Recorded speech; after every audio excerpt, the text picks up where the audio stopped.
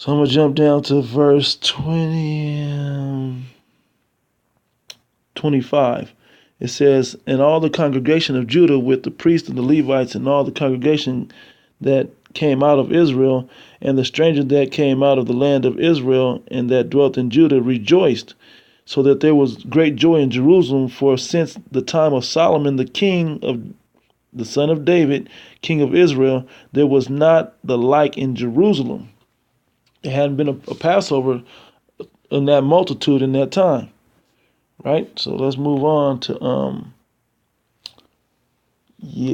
invaded by Syria, blah blah blah blah blah, so to speak. Let's go over to so but after him were so after King Hezekiah, his son Manasseh reigned, and then his son Amon reigned, and both of them were wicked in the sight of the Most High God. So they were worshiping idols and images and groves and so on and so forth, doing all that wickedness, rearing up altars to Balaam, and all the worship and all the hosts of heaven, under Manasseh, and then under Amon, he did a similar thing. So his son and then his people actually rose up and killed him. I think only like a couple of years after his reign. So his son Josiah the king was only 8 years when he took the throne. So 18 years later he began to reign and start cleansing out the land and cleansing out all the temple and all the other things that were wicked in the sight of the Most High God. And so when he began to repair the temple, if you read in the 34th chapter of Second Chronicles, he began to repair the temple and renovate the temple. Matter of fact, I'm gonna go straight to this. Say that right there. I'm gonna go here talking about King Josiah. Now we're gonna get into his reign. His name is healed by Yah, as they say. Is Josiah. Let me see. So that's yeah. I can't. I don't know it. I can't put that Hebrew together just yet. But don't worry about that. We're gonna have a lot of practice coming into the Passover. Anyway, it says he ruled from them times. You see the point I want to make.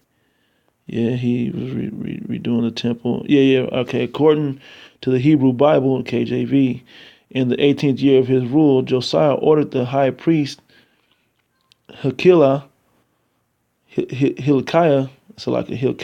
to use the tax money which he had been collected over the years to renovate the temple that Solomon built. That's a picture up here of Solomon's temple up there, right? It says, it was during the time that Hilkiah discovered the book of the law. So when he discovered the book of the law, because this was in his 18th year of reign when he was 8. So 18 years later, when they realized that that they hadn't been keeping that for at least 18 years, but then they hadn't been keeping it in his father's reign or in his grandfather Manasseh's reign. They hadn't been keeping the Passover, right? It says, while Hilkiah was clearing the treasure room of the temple, he discovered a scroll described as the book of the law, or as the book of the law of Yahweh, by the hand of Moses.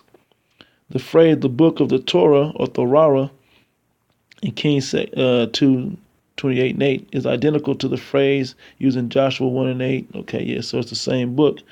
To describe the sacred writings of Joshua had received from Moses. Yeah, the book is not identified in the text as the Torah, and many scholars believe this was either a copy of the book of Deuteronomy or the text that became part of Deuteronomy. Okay, that's the history on that. Let me see. Something else. Yeah, he said Hilkiah brought this scroll to Josiah's attention. Josiah consulted the prophetess Huldah, who assured him that the evil foretold in the document for non-observant of this instruction would come, but not in his day, because she said, thine heart was tender, and thou hast humbled thyself before the Lord. Yeah, and that's actually written. Matter of fact, see if I know. I just read it. I just read it somewhere. I don't remember where it's at, but this is actually the shortcut to this. It's in there. It says it's in the book of Kings, I believe. If not in Chronicles, it's in Second Kings. Let me look it over right quick, just to be thorough for brothers, man. Yeah. Right here. Okay, I'll pull it up just to be thorough for brothers, man. You know, you gotta. This is what we do at Great Millstone, man. We thorough when it comes to these things, man. Gotta be, because just this little bit can make the difference. Of like the scriptures say, study to show thyself approved unto the Most High God, rightly dividing the word of truth. Workmen should not be ashamed. This is what we do. We live by that here at Great Millstone. So I'm gonna start at verse 15, and this is what the Most High requires, man, for you to go this deep into all your all the studies of this book, man, to get this knowledge. The book, the things that are written aforetime were written for our learning, so we're supposed to learn these things, right? Now, yeah, verse 15. This is when they commune with I forgot how to say her name, Hilda or Hilka or whatever. Anyway, so came to that prophetess, Hilda the prophetess, right? Anyway, he says, verse 15 said, and she said unto them, thus saith the Lord Yahweh of Israel, tell the man that sent you to me, thus saith the Lord Yahweh, behold, I will bring evil upon this place and the inhabitants thereof, even all the words of this book which the king of Judah hath read. And basically, they're reading the laws of the curses written in the first 5 books of Moses. If you don't keep the Passover, and if you don't, if you turn your back from the Most High God Yahweh, pursuing the Deuteronomy 28 and so on and so forth. Yeah, and it says, verse 17 said, because they have forsaken me and have burned incense to other gods, right? That they might provoke me to anger with all the works of their hands. Therefore my wrath shall be kindled against this place and shall not be quenched. But to the king of Judah, which sent you to inquire of the Lord Yahweh, because this was his high priest talking to the prophetess, right?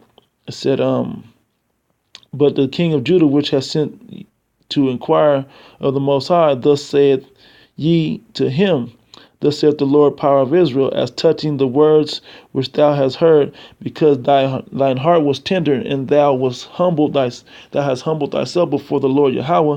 This thou heardest, what I speak against this place and against the inhabitants thereof, that they should become a desolation and a curse, and rent thy clothes and wept before me. I have heard thee, saith the Lord Yahweh. Behold, therefore I will gather thee unto thy fathers, and thou shalt be gathered unto thy grave in peace.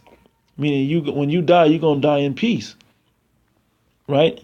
People are not gonna be in a real destructive time like that, right?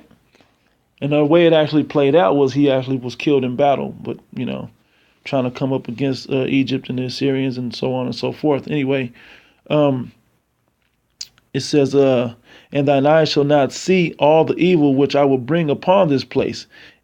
And they brought the king word again, right? They brought the word to the king. So that's what they were talking about in this article here, right? So he didn't have, because he turned unto the Most High God. He was able to do that, and because they got the law back. They saw that the law of Moses with the ordinance of the Passovers was in there, so that's when they begin to keep that. So let's so because he cleaned out everything, and so he tried to keep the ordinance back to how it was. Yeah, that's all good. I was gonna read the one in Zondervan's, but I think. Matter of fact, I will read this one in Zondervan, so I'll throw up a little Zondervan's little images while I read this, Come on. Here we go. Up a little. I just Googled Zondervan's Bible Dictionary, King Josiah. These are some of the images that came up, you know. That's them and the high priest discovering the law, the book of the law. Up here, top left, Solomon's temple, you know, because he was renovating Solomon's temple. So this is Zondervan's Compact Bible Dictionary, page 296. Under at the bottom left, Josiah, it says, son of Amon and Jedediah, his mom, and the grandson of Manasseh, and the son of Hezekiah, his great-grandfather, right? His grandfather was Manasseh. Anyway, it says, Josiah's reign in the Davidic throne for 31 years was the last surge of political independence and religious revival before the disintegration of the southern kingdom, which ended with the destruction of Jerusalem in 586 BC. In the 8th year of his reign, 632 BC, he began to seek after the Most High, and 4 years later initiated reforms. Right? It says, his 20th year, that's what they said, I believe. It said, images, altars, and all manner of idolatrous practices were destroyed not only in Jerusalem and in Judah, but in the cities of Manasseh, Ephraim, Simeon, and as far north as Naphtali. At that time, offerings and contributions were collected throughout the nation for the restoration of the temple in Jerusalem, which had been neglected for such a long period. So in the course of renovating the temple, 622 BC, the book of the law was recovered. The Reformation movement consequently was stimulated anew by the reading of this book, the book of the law given by Moses, the Torah, or the Torah, as it is also called.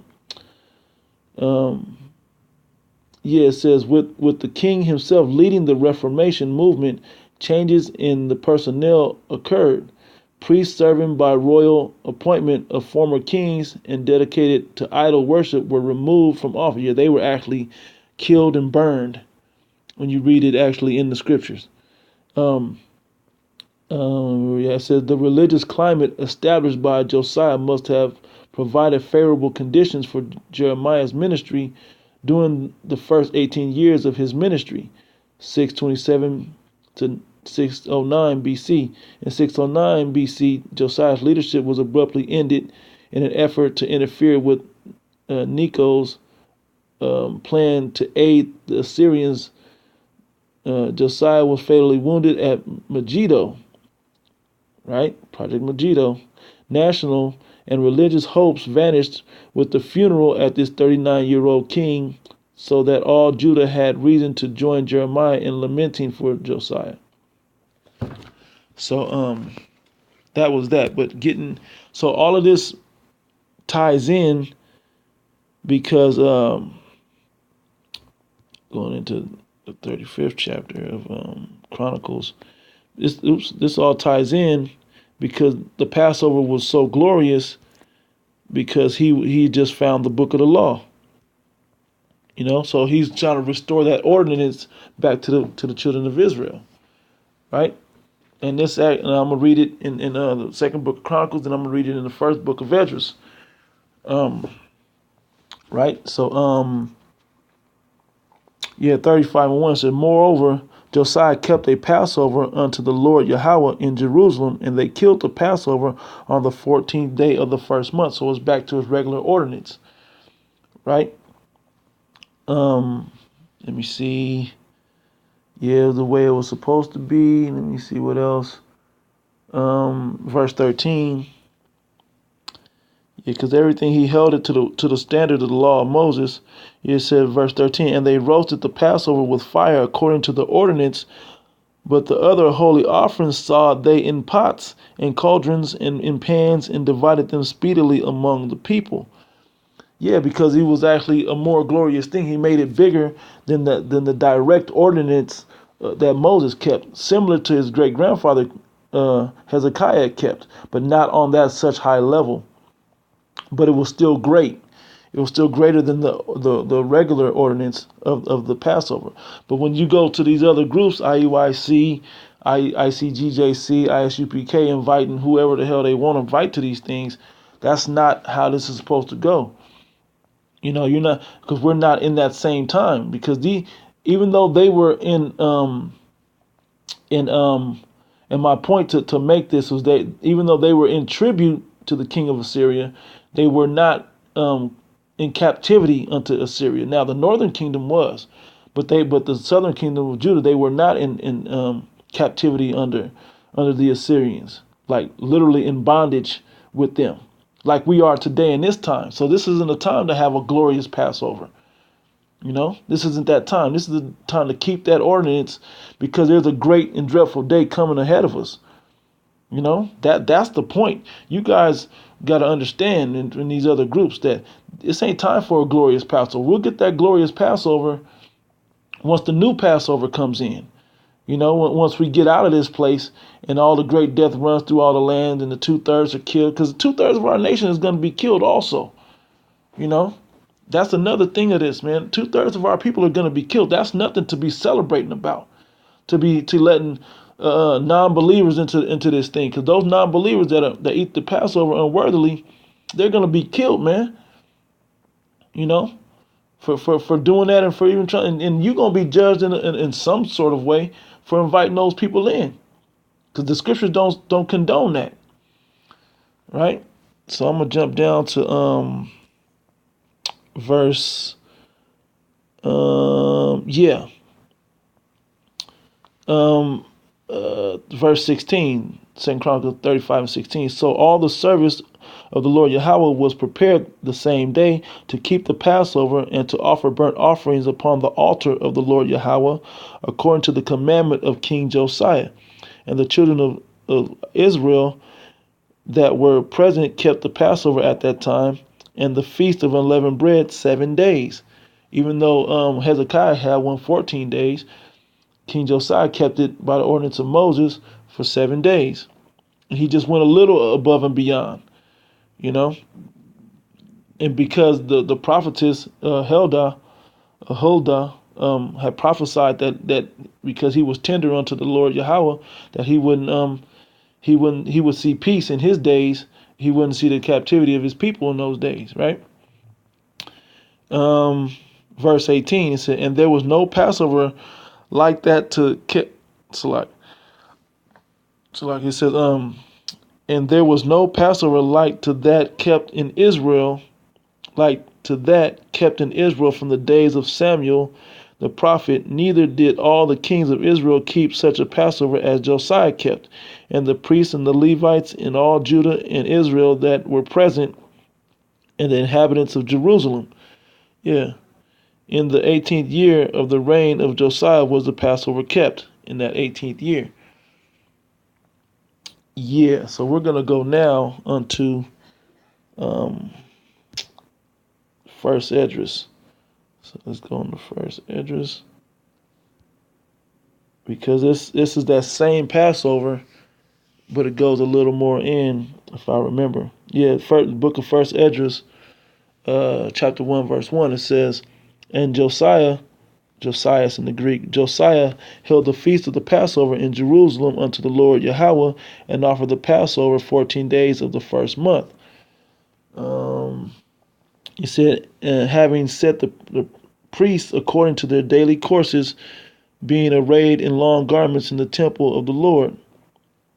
Yes, so I'm going to keep reading. And he spake unto the Levites, the holy ministers of Israel, that they should hallow themselves unto the Lord, to set an holy ark of the Lord in the house of the king of Solomon, the son of David, had built.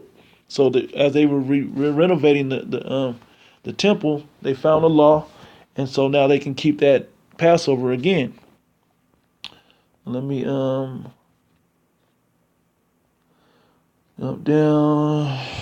Verse 6, offer the Passover in order, and make ready the sacrifices for your brethren, and keep the Passover according to the commandment of the Lord, which was given unto Moses. Right, and that's the way he kept it, as closely to Moses as he could, with just a little extra thrown on top of it, because they were just keeping it regular, you know, when they were, but then for years before King Hezekiah, they wasn't keeping it, and after King Hezekiah, they wasn't keeping it. So when it came back, when he was renovating the temple, he found the law and he began to keep that ordinance again. Where do I want to go now? Yeah, we're gonna jump to the point, which is in verse 17. I think it would be good if we skip ahead to 17. It said, "Thus were the things that belonged to the sacrifices of the Lord accomplished in that day, that they might hold the Passover, and other sacrifices upon the altar of the Lord, according to the commandment of King Josiah. So the children of Israel which were present held the Passover at that time, and the feast of sweet bread or unleavened bread 7 days. And such a Passover was not kept in Israel since the time of the prophet Samuel." And in that time of prophet Samuel was Saul and King David, when when we were all ruling the world basically at that time, and we held glorious Passovers, and that's how that went down. And he's going to repeat what it says. It says,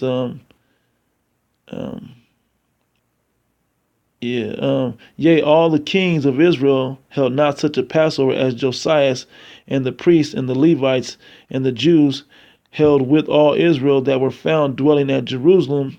In the 18th year of the reign of Josiah was the Passover kept. Yep, and the works, or probably should say of, should have said right here. Yeah, and the works of Josiah, says or right there, but the works of Josiah were upright before his Lord Yahweh within full and heart full of godliness. Yeah.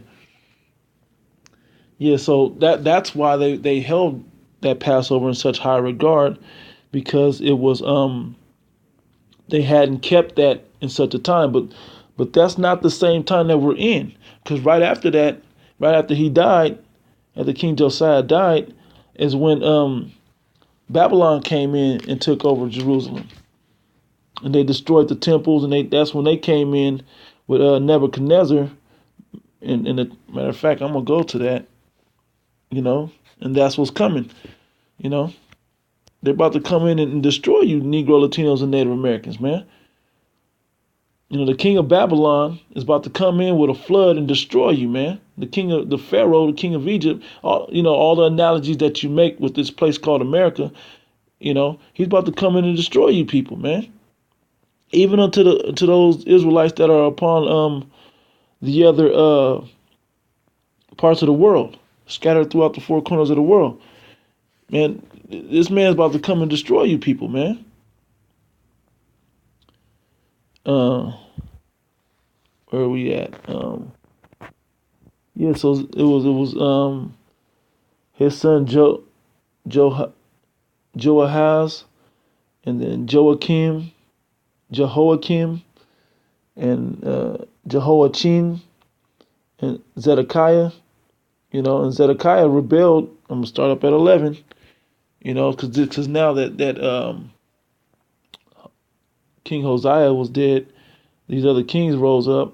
And then here comes the destruction with Nebuchadnezzar in Babylon, right? Verse 11, it says, Zedekiah was 120 years old when he began to reign, 21, and reigned 11 years in Jerusalem. And he did that which was evil in the sight of the Lord Yahweh, and humbled not himself before Jeremiah the prophet, speaking from the mouth of the Lord. It said, and he also rebelled against King Nebuchadnezzar, who had made him swear by the Most High but he stiff-necked his neck and hardened his heart, turning unto the Lord Yahweh, the power of Israel. And that you can read that in Jeremiah the 52nd chapter, where Zedekiah did that. The first and second verse. Maybe I'll go to it right quick and just knock it out for you about swearing. But no, do your homework, brothers. Do your homework and go on and read that. It's a short read. Matter of fact, I'm going to read it.